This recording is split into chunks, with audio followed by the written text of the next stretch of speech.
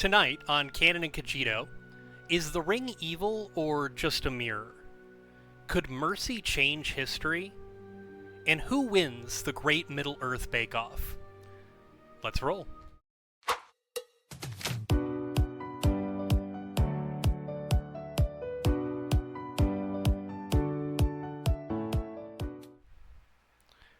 Welcome to Canon and Cogito, I Think, Therefore Fandom. I'm Josh, and tonight we're venturing into Middle-earth to wrestle with power, mercy, and destiny, with a healthy dose of ridiculousness. My guest tonight is Ray. We've been talking Lord of the Rings and trading lore for the past 5 years, and so it's going to kind of feel like bringing one of our private conversations into the podcast stage.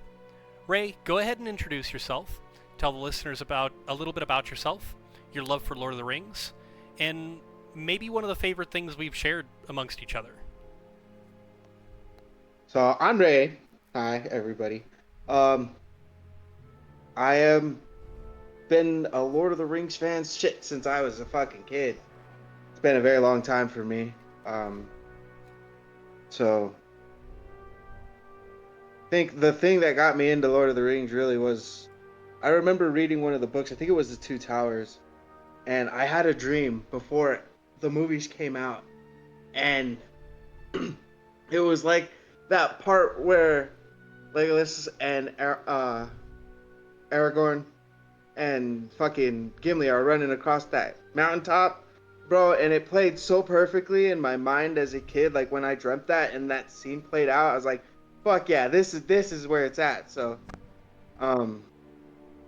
that's kind of what really ignited that when I was younger. And it's perfect that that would be the thing because we've shared that song so fucking much. Dude, the hobbits, the hobbits, the hobbits, two Isengard. So I think that would be one of my favorite memes. There's plenty fucking more that we share in between us, but that I think that has to be my favorite one. And they have taken the hobbits to Isengard. Yeah. Alright, so let's kick things off with our first save point. If you had to share a one-bedroom hobbit hole with any Lord of the Rings character, who would be the absolute worst and why? Bonus points if you can describe the moment you realize that you've made a terrible mistake. You know, I think that is gonna take the plot is gonna be, Gandalf. He fucking sleeps with his eyes open, man, and that's a big bugaboo for me. Like, who's to say he doesn't take a nap, and I'm just like, walking through, and he is just staring at me. I think that would be the moment where I'm like walking through the little hobbit hole, half naked, and it's like, did you see me? With my breakfast and my second breakfast, like, what the fuck? In comparison, who would be the best roommate? I would probably have to say Sam. He's more alert. He's aware of, his surroundings. He's a real caretaker. So, and maybe he might clean up after me. I don't know. Probably would. He'd also carry you. Like, he can't carry it, but he can carry you. I almost snarfed my water. That was early. That was pretty early. That was really quick. Wasteland Sam says that Sam is such an excellent choice, and I actually have to agree. I think Sam would make the absolute best roommate, because not only is he going to help you out around the house, he's a gardener, he's good at cooking, and he cares. Like, he cares so deeply about the things around him. I think Sam is an incredible choice. I'm a little surprised that you think the worst roommate in Lord of the Rings would be Gandalf. Well, I was gonna say Gimli. He's a dwarf. He's not very cleanly. He eats all the food, but there's just that thing that overlooks all of the other shit is that he sleeps with his eyes open. Gandalf's just and it bugs the shit out. I don't know if I could live like that. I I get it. I do. I really get it. Kind of fucking me. So. All right. So we're gonna move over to thought save. You'll get 2 minutes to defend or rebut this take. No middle ground. Gollum was Okay. more victim than villain. Oh, that I could be on the fence either way. It really it depends on how you look at it. He definitely towards the end there really made some very villainous decisions, but he was a victim to the ring, to the orcs, you know, to the majority of the happenings around him. Um, and it's just, I think that malice that was planted in his head from the ring really, really corrupted him into making the decisions that were villainous. So I think that, I'm going to have to defend that take because it wasn't necessarily him. It was the malice from the ring and his pure desire for the ring that led him to even kill his own family member. And, that's the kind of power that that ring has. So I could definitely see that take. Uh, does Frodo's sympathy prove that even the worst figures deserve some sort of compassion? Uh, some of the worst, but not all. Yes, I could see that. If Gollum's final act is destroying the ring, does that make him the savior in the end?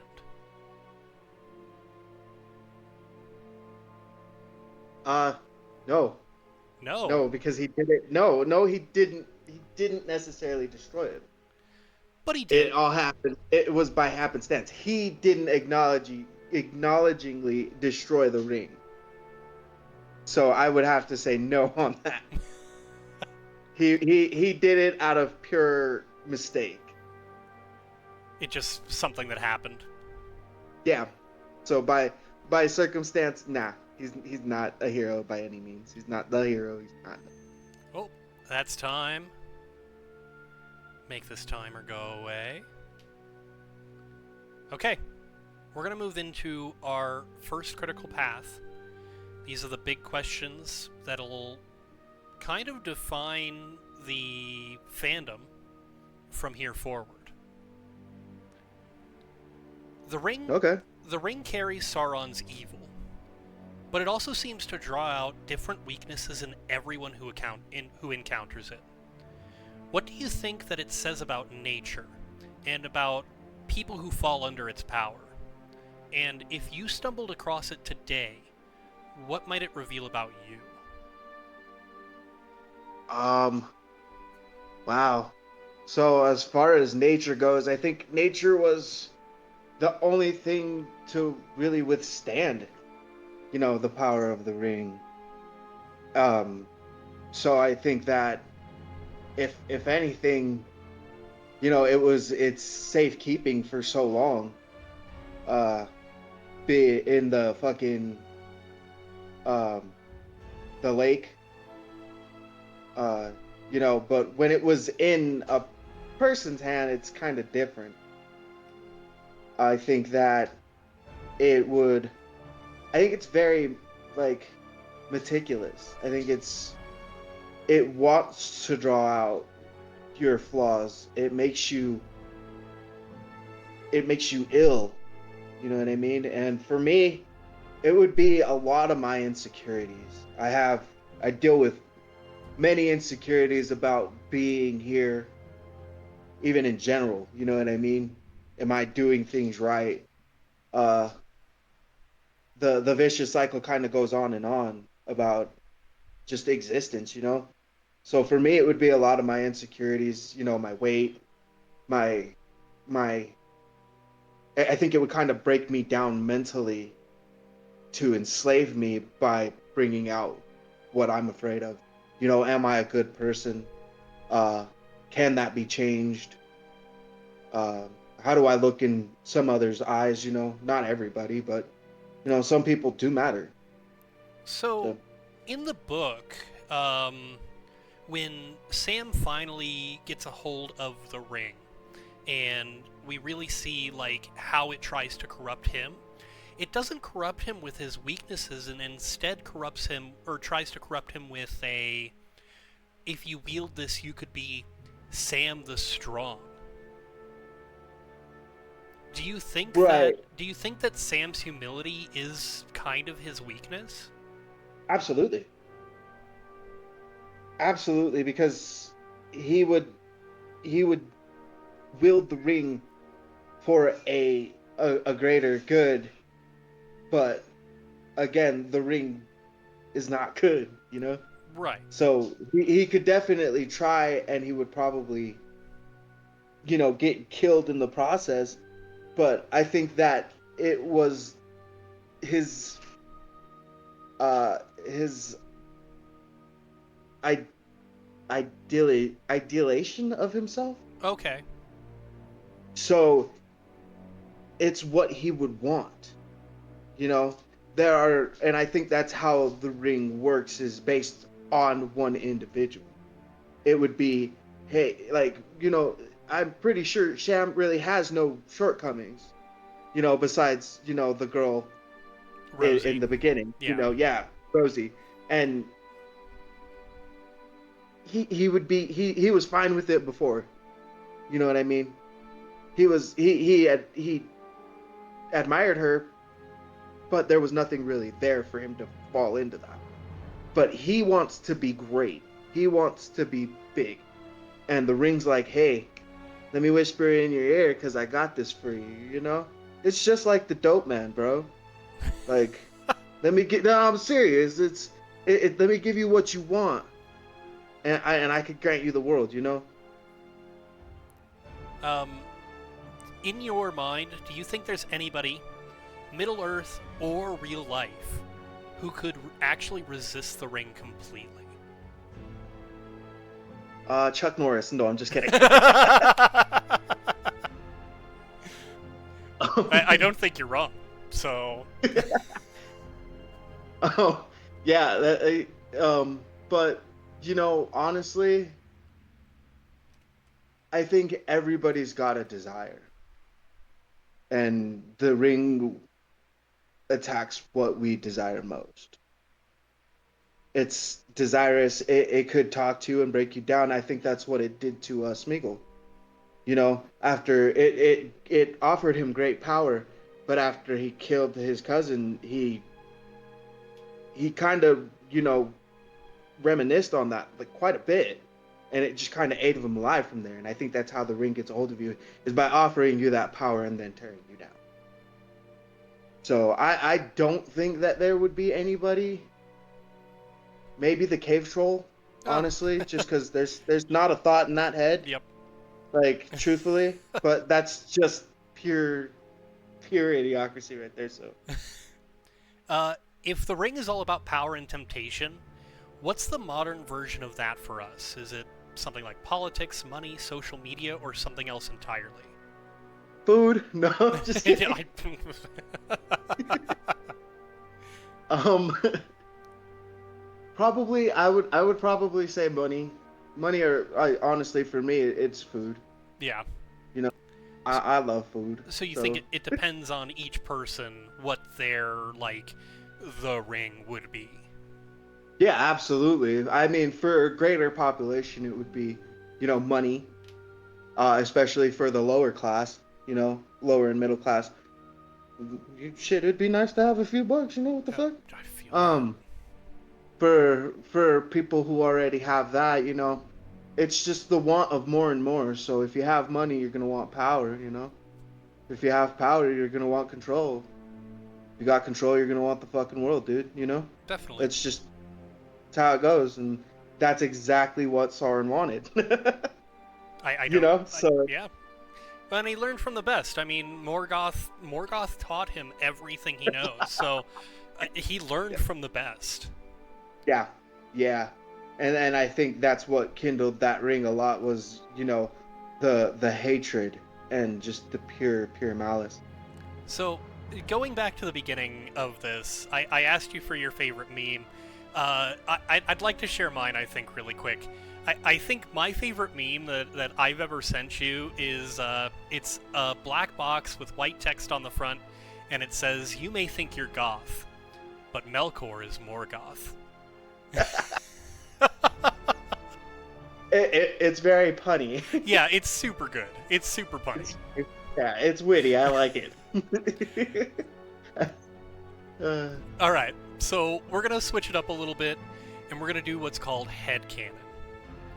Here's where you get the mic, bring one of your own spicy hot takes about Middle-earth. Doesn't matter if it's deep, ridiculous, or both. Lay it on the table, and we'll see if it holds up or blows up. so I'm probably gonna get a lot of hate for this, but Peter Jackson really dropped the fucking ball on the Hobbit series. I think, you know what? He didn't even have the ball. He wasn't even in the ballpark. That shit was ass. So, as much as I agree with you, I don't agree with you in the terms of, like... I think the first Hobbit movie was really good. I think the first Hobbit movie was incredible. I even think the second Hobbit movie was really good, outside of, like, the few things that they added from alternate writings that Tolkien had done. I think where he really drops the ball is making a 3-hour movie about the Battle of Five Armies that gets 4 pages in the book. Yeah, Like, yeah, that's true. I think that's where he really drops the ball, and that's where we have a real disconnect from the source material and what Peter Jackson's doing. So I don't think you're wrong. I just hate how he missed so much. Like I get it. There's an entire world to put into just a couple of hours, and he did do some pretty good stuff, but overall, I just have to say, like the pure disdain between the elves and the dwarfs. It just it didn't it didn't sit right with me. There was definitely some rivalry there.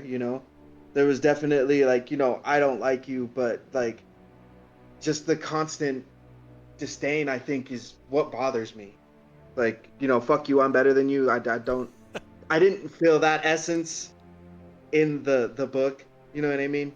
And Definitely. it's been an ongoing problem, especially when you meet, like, the way that Gimli and Legolas did it when they first met was fucking, like, the best way to do it. Because there was that rivalry. Do you think there's another director who could have done it better? No, God no. Okay, so it's just that he dropped the ball, but nobody could have done it better. Right. Okay, I actually agree with you there too. Yeah. I don't think anybody could have done it better. I think he is, when it comes to Middle Earth, you know what? I'm going to disagree with myself right now. I think Stephen Colbert could have done a better job. Enlighten me, who's Stephen Colbert? Stephen Colbert, he hosts the late night show, the one that's getting canceled. Oh, okay. But he's a huge Lord of the Rings fan. He knows everything there is to know about Lord of the Rings. But tying his hand in directing is a completely different. But I mean, yes. give it to the right person and they would do wonders with it. So I guess you could be right on that. Yeah. Well, and we'll never know. That's going to be one of life's great counterfactuals. That's something we'll never know. So a question that was presented to me when I was posting some of these on Facebook was if I knew the reason why Peter Jackson excluded Tom Bombadil from the Fellowship. I do know the actual reason why Peter Jackson excluded Tom Bombadil from the Fellowship. Do you have any, like, opinions or thoughts as to why that could be? truthfully, I think he would have thrown off the kind of aesthetic that Peter Jackson was going for. He was very light-hearted, funny, kind of quirky. You didn't really get a lot of that. I mean, everybody had their quirkiness, but he was fucking over the top. Tom Bombadil he is a character. Tom Bombadillo. Exactly. Um, so the reason Peter Jackson gave officially is that it would have taken too much runtime to add the Tom Bombadil portion to an already 4-hour movie. That would make sense. And that makes total sense to me as well. Yeah. Like, there's so much. There's so much in that Tom Bombadil portion with, like, the Barrow Wights and getting to Tom Bombadil and Tom Bombadil resisting the ring. And there's so much that you'd have to dig into that small portion. You could make a movie of that by itself. Yeah. All right. That. Let's move forward to our next critical path. Mercy versus justice. In Fellowship, Frodo says it's a pity that Bilbo didn't kill Gollum when he had the chance. Gandalf answers, it was pity that stayed Bilbo's hand. Many that live deserve death, and some that die deserve life. What do you think that moment says about the role of mercy in Middle-earth, and maybe in our own lives? Do you see mercy as a strength, a risk, or something else entirely? Wow, that one's deep, bro. Thank you. Yeah, no, that one's deep. Honestly,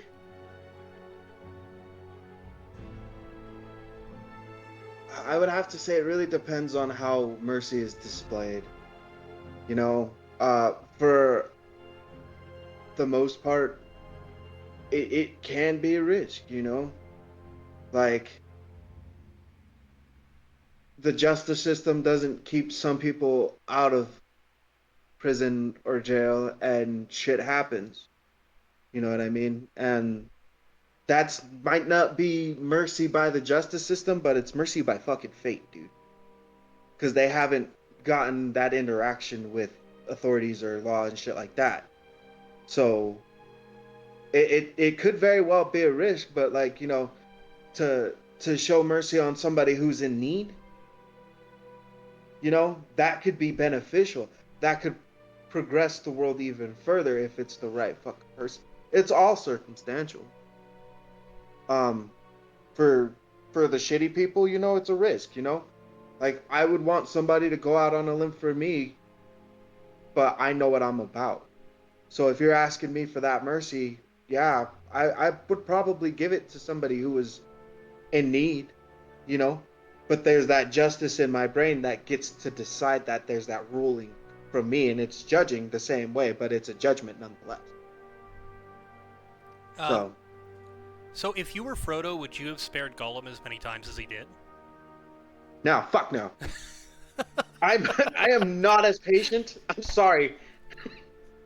He would have been yeeted fucking, I don't know, early on. He probably would have died in the fucking marsh while he was screaming. Oh, like, yeah. I don't know. I probably would have just killed him then. Like, shut the fuck up, and it's over. But my patience, you know, it's hot. I'm walking. Fuck you. So I'm not as kind as Frodo is, or as patient. Does mercy have value even if it doesn't work out in the end? Even if they go back and make the same mistake over again, does mercy still have value? Yes. I would say yes, because there's the other side of mercy. There's that if in the one instance that person went back, but if you do that to 5 more people and they change, and you show them that mercy, then again, that's the risk in mercy, though. So But I would have to say there's definitely value in it, absolutely. Um, just trying to see the good in people. So, is there anyone in Middle Earth you would never show mercy to?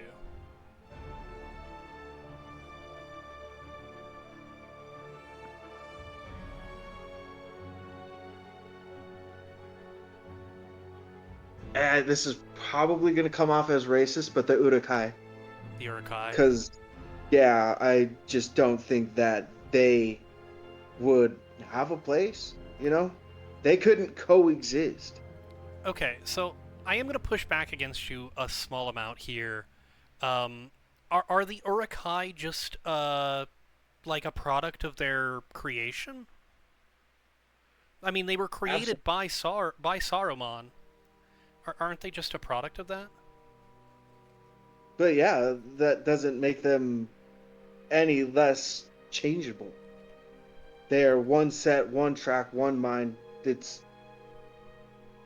yes, it's not their fault, and that's totally understandable, but it doesn't change the fact.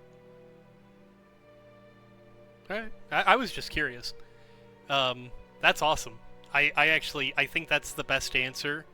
I kind of thought you might have gone like Sauron, Melkor, more of the big bads of Middle Earth, but instead you chose the Urukai, and I think that is not an answer that I had anticipated at all. So that's really cool. I like that. Cool. Yeah, hell yeah. I'm glad you appreciate that. I mean, the big bads are kind of an obvious, and they might they have the mindset to change. That's the thing. They have that capacity about them. The Urukai do not. They're born to kill. You know what I mean? It's how it is. It's like the fucking military. I don't know. But they're not born. I mean, the military's not born to kill. They're just trained They to were kill. they were produced to kill. Yeah, I Right. guess they were produced to kill. It's more of a passion for them than anything. But you know, the Urukai don't really have that. No, they don't say no to it. Yeah. It's just in their blood. So, moving to Canon Court. Canon Court. So tonight's case for Canon Court is the Scouring of the Shire proves Saruman's true weapon wasn't power, but indoctrination.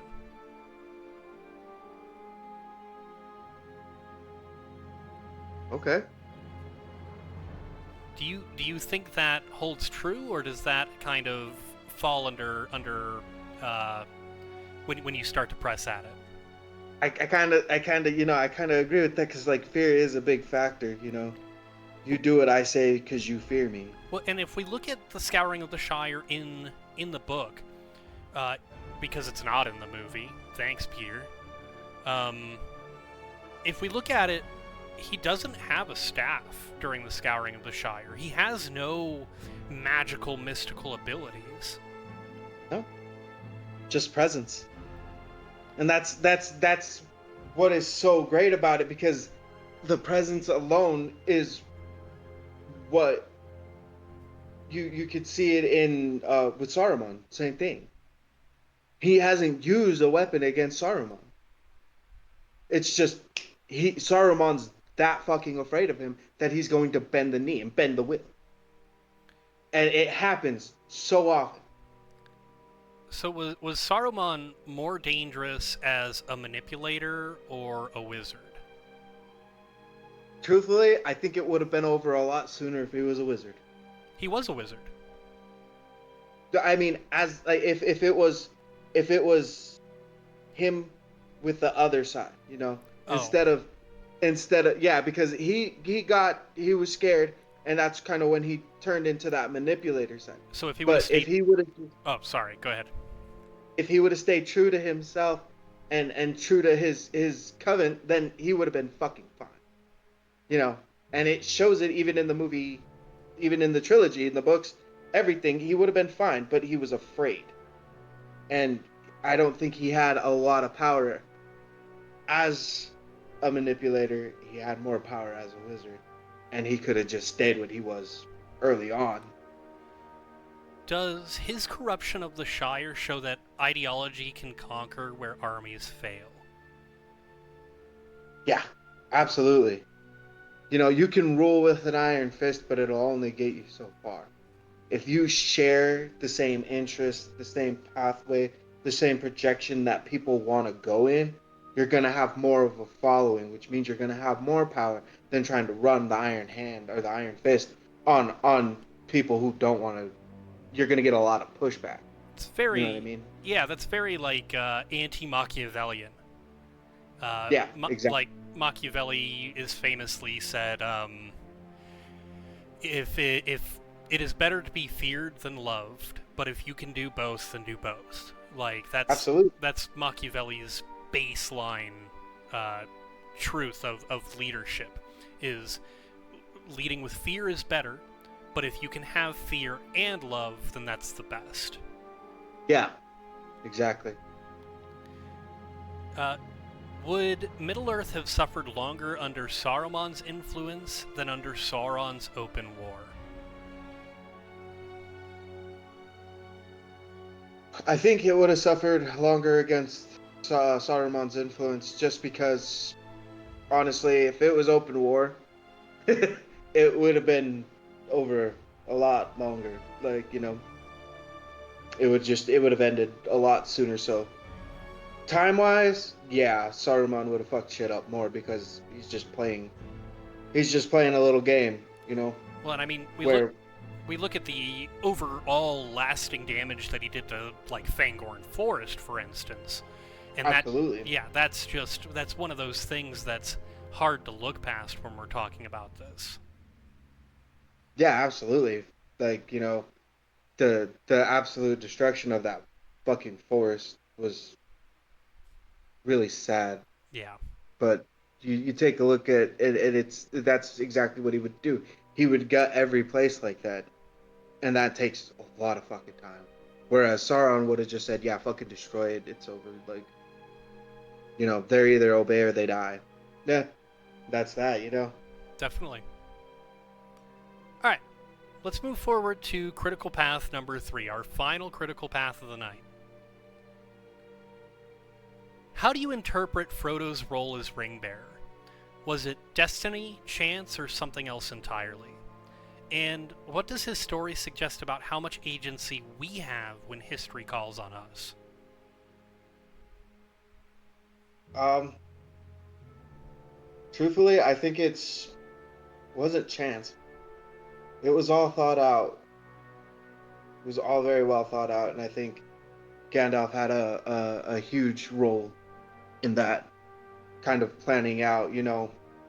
And I mean, I guess it technically happened by chance that, you know, Bilbo happened upon the ring, but it kind of gave that structure for Frodo. You see what I'm saying? Like, it was chance that Bilbo found the ring. Definitely. And and it kind of constructed what Gandalf would plan to do moving forward. I think it was all plotted by Gandalf for it to be put in a hobbit's possession more than anybody else because in Middle Earth because who's gonna expect the hobbit to be able to withstand that, you know? So would you say that it's destiny then that it happened this way? I wouldn't say that it's destiny, no. Okay.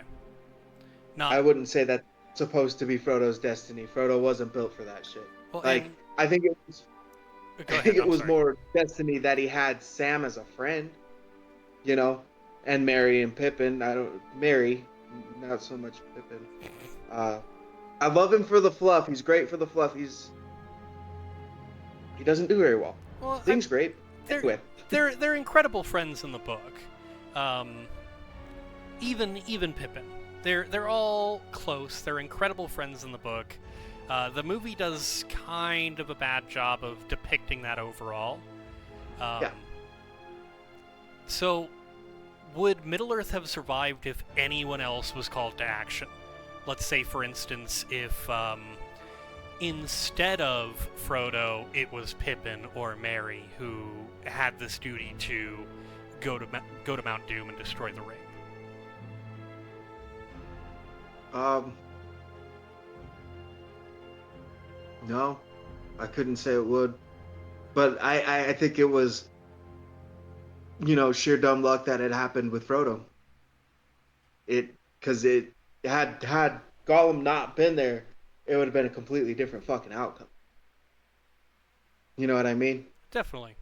And I think that if that were the case, I don't think Sam would let it slide with Frodo. And I think that Sam would end up sacrificing his best friend for the better of humanity. You see what I'm saying? Definitely. So no, I don't think Frodo was cut out to do that. I don't think you know he was by any. Maybe Sam, if Sam had the ring, he might have, but then it would have corrupted him along the path as well. So that's kind of a who's to say kind of answer, but Definitely. I don't think anybody was well equipped for it. I think the forces that intertwined were well equipped for it.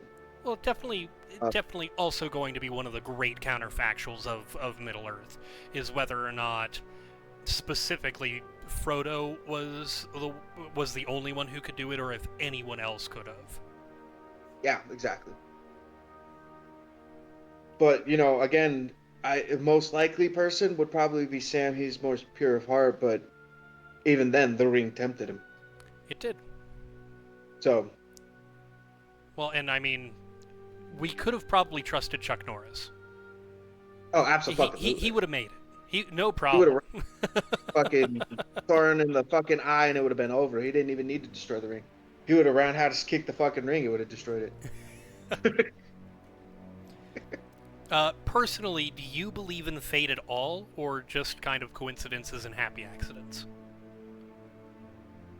uh, I do believe in fate here in real life. Uh, but it's really hit or miss. It's following the right path and kind of making the right decisions to follow that fate.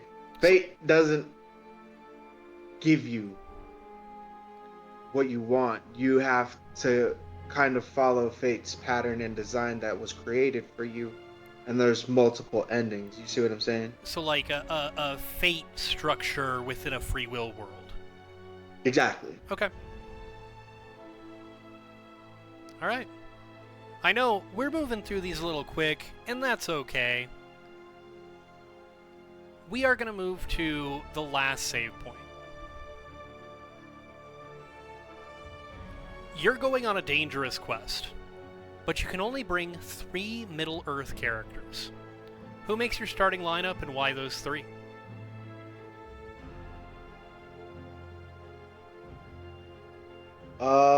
Wow.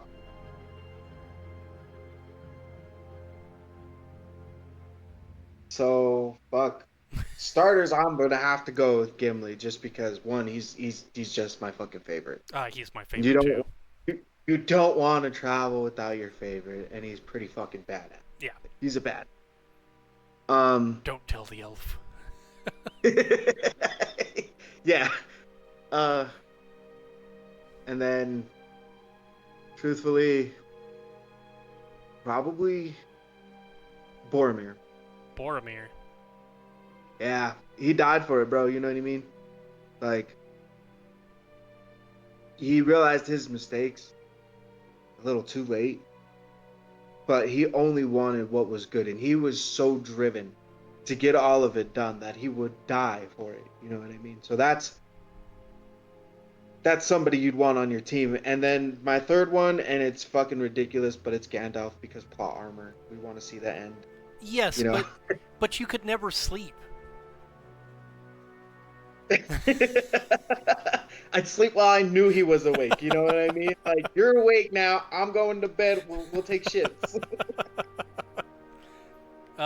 So originally I actually had a Boromir question in the script. I kind of think I'm going to drop it in here. Do you think that Boromir... He was tempted by the ring, obviously. He died trying to make it right. Do you think he succeeded in cleansing his own name by giving his life for the cause even after attacking Frodo? Absolutely. Absolutely, because in the end, he could have taken it. You know, he could have. Oh no, he was with Merry and Pippin, huh? Uh, That's who he was. so, so it was him and Frodo, and he says, "Well, I could use the ring. I could be a great help to Gondor. It's the most powerful weapon we've ever seen." Frodo puts the ring on, disappears, and runs away, and then Merry and Pippin show up. Right, right, yeah. So I think that he came back too. You know what I mean? And he couldn't have wielded that ring at all by any fucking means. No. But to try to save Frodo's friends for the greater good, I think, and like I said, he died for it. He got caught slipping, and he paid the ultimate fucking price. But I do think he cleansed his name. Yes. So, from your team, which was Boromir, Gandalf, Gimli, is there a role missing from your team?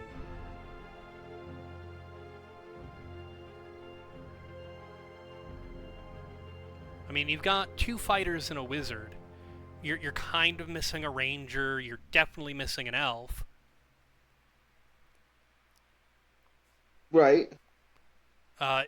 Would you reconsider bringing like Arwen with you, so that you had some sort of healing capability along with you?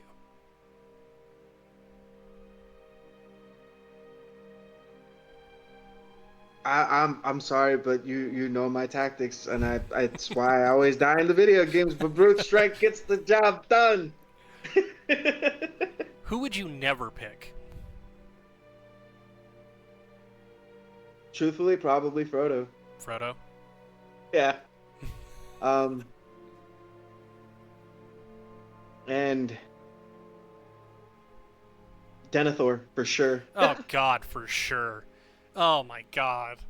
We could pick all the scumbags in that fucking that cherry that tomato scene. eating motherfucker. Oh, God damn it! I was doing so good until just now. Now I'm angry. What's your team's biggest weakness?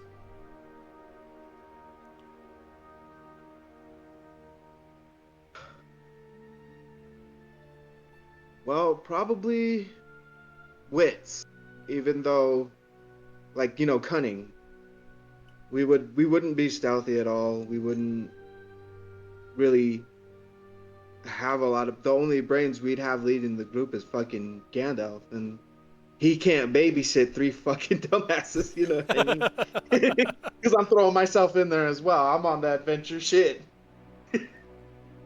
So. My mom says Frodo, Gandalf, Gimli, so she's only one person off from you. Yeah.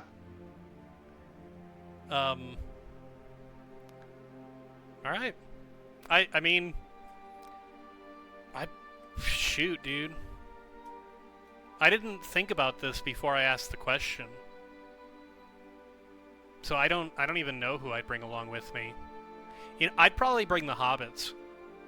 I'd probably bring Frodo and Sam and Meriadoc.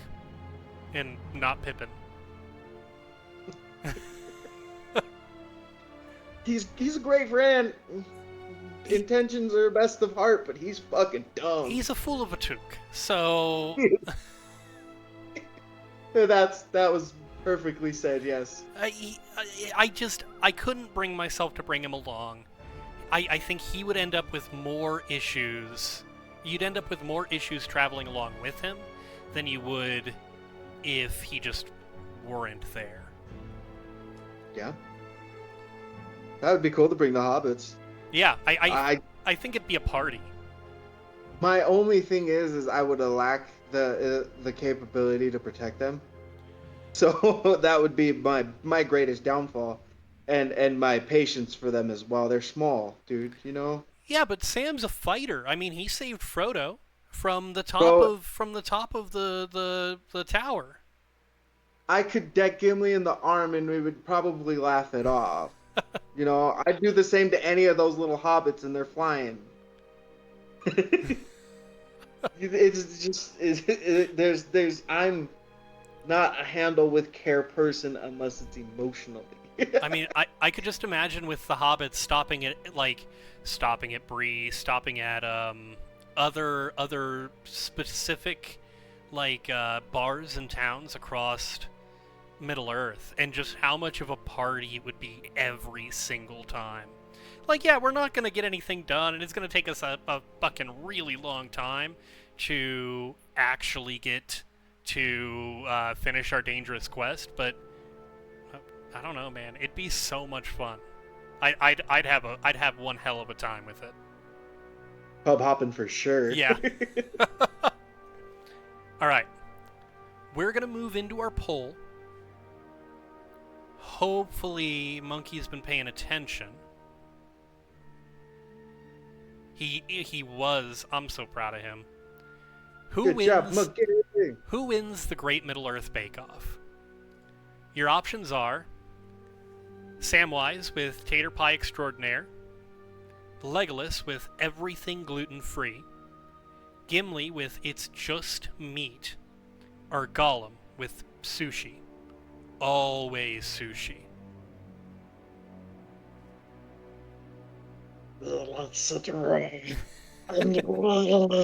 That was actually really good. That was incredibly good. Thank you. I've worked on it for many years. So for me, it's gonna be Gimli. It's just me. Yeah. I don't know. I love potatoes so much. So Sam would be my initial go-to. Like, but I'd eventually get sick of potatoes. And I love gluten. It'd probably be Gimli for me too. Oh my gosh. I'm a big meat eater. Everything gluten free. Babe chose Legolas. Legolas? I should be able to eat. I think that's a strong option. I really do. Man, I love noodles. I love bread. I would not be able to give it up. If I ended up celiacs one day, I would be so fucked. Yeah. I mean, there are alternatives. They're not that fucking good though. Right. I don't know. But she finds all the stuff. I don't know. Like I was telling you yesterday, both my parents were keto for a while, and oh my gosh, dude, some of the things that they made were so freaking good. Like, Mom made a gluten-free pizza at one point that was so good. It was so good. Yeah, that's what I'm trying to get. I'm trying to get to that point where I can make a gluten-free pizza. You know, so because that's like my wife's go-to, dude. She loves pizza. So, you know, if I could just make a gluten-free one, it'd probably be better. Definitely. For her to Definitely. enjoy it. Yeah. She says that gets expensive too. It does. All right. Thank you for your patience. Last thing before we go. Oh, I clicked the wrong button. Oh, I clicked the wrong button again. Oh no, double click. Double click. The Tolkien estate and adaptations have been expanding. New Amazon projects, more lore explored, maybe even stories beyond Lord of the Rings and the Silmarillion. What do you hope to see in a future Tolkien adaptation? Should creators stick to established stories, or is it time to push into brand new Middle-earth tales? Well, I think you could do a good sizing of both, you know, and kind of move forward as well, but branch out with what we have, because we do have, you know, the unfinished stories. And those are like, that book is thick, dude. Yeah. So we could go into the unfinished stories of Tolkien and kind of push our own narrative as well, because they're unfinished. We can definitely take from that book and finish them off, as well as we can do, readaptations. I think, doing The Hobbit as a cartoon series and The Lord of the Rings as a cartoon series would be fucking wicked. Do you mean cartoons like for children, or are you talking more like War of the Rohirrim, almost anime style? Oh, absolutely. Okay. Like War of the Rohirrim. Yeah, I'm sorry. It's an animated series. I should have said that. But yeah, absolutely. I think that a series like that would probably do really good, and then we could get into depth. We could get all of the things that we missed, and the fandom I think would grow a little more off of that because they would have those missing links and that the quirky personalities of everybody and just the time that they needed. So The movies were fucking great, but crunching them into that many hours is really fucking hard. very and difficult. it should have been a series. So Wasteland says a what if series would be really good. Would you? That would be cool too. Yeah, I think I'd really like to see a what if, like, what if Bilbo had never found the ring? Exactly. Dude, and then they hunt for Gollum anyways. Like, oh my gosh, I'm like my head's reeling thinking about that. Yeah, that's actually really fucking cool. Yeah. And it never even appeared to me in my mind. So yeah. Would you want to see more stories about the first or second age, or do you want to stick more to like the third age, the fourth age? Fuck, dude. If I had to choose, I would like to see more about the first and second age. Honestly, if we could visualize more, reading it's great, but if we could just visualize it, I think it would be. I agree. So, in the Silmarillion, I know you've read a bit of that, right? Yeah, I've read a bit of it. So in the Silmarillion, we talk about like this time where there were no stars in the sky, and I think that would be a really interesting time to explore because you see all the stars get birthed, and I really think that would be a very interesting time to explore that, and then a time without anything else, a time where instead of Sauron and Saruman, we get the elves fighting Melkor and the Balrogs. I think the first stage would be really cool. Yep, I agree. Do you think the new adaptations risk straying too far from Tolkien's vision? The show on Amazon? Rings of Power, yeah. Yeah. I haven't really given it the time. I haven't watched it So, either. I can't comment on it. I just, I don't think that I can really speak on it. I haven't even really been interested to give it a try. It just doesn't seem appealing to me. If you could greenlight one project in Middle-earth tomorrow, what would it be? I could greenlight one project in Middle-earth. Like a film project. Truthfully, bro, the history of Fangorn. Oh, yes. That would be sick, dude. Like, that would be kind of fucking wicked. Like the Ents and just their upbringing and all that shit. And I mean, we kind of know where the Entwives are, but we could finally see what happened between the Ents and the Entwives to make them like separate. Yeah. We've lost them. All right. Well, thank you, Ray. That's Canon and Cogito for tonight. Huge thanks to Ray. 5 years of Lord of the Rings has finally paid off with this. Hell yeah. Ray, any final words for the listeners? And if you want to, you can plug anything you would like here. Thank you guys for tuning in. That was fun. Fun traveling with you. I'm just Ray, so. But we will catch you on the flip side. Thanks again, Ray, and thank you for everybody in the chat who was hanging out tonight. I appreciate you guys. If you liked the episode, you can catch Canon and Cogito live on Twitch, right here, Windorf_Jenkins, and follow the show on YouTube and Spotify. The next episode is next Saturday, September 13th, 7 p.m. Eastern Time. Me and my best friend Alec will be talking Avatar: The Last Airbender and Legend of Korra. This particular episode... Oh, I would love to see a Baron and Luthien movie, too. That'd be awesome. That'd be awesome. That would be wicked, too. This episode that we just recorded will be available on YouTube and Spotify on Monday. I'm Josh. I think, therefore fandom, and we'll see you next time.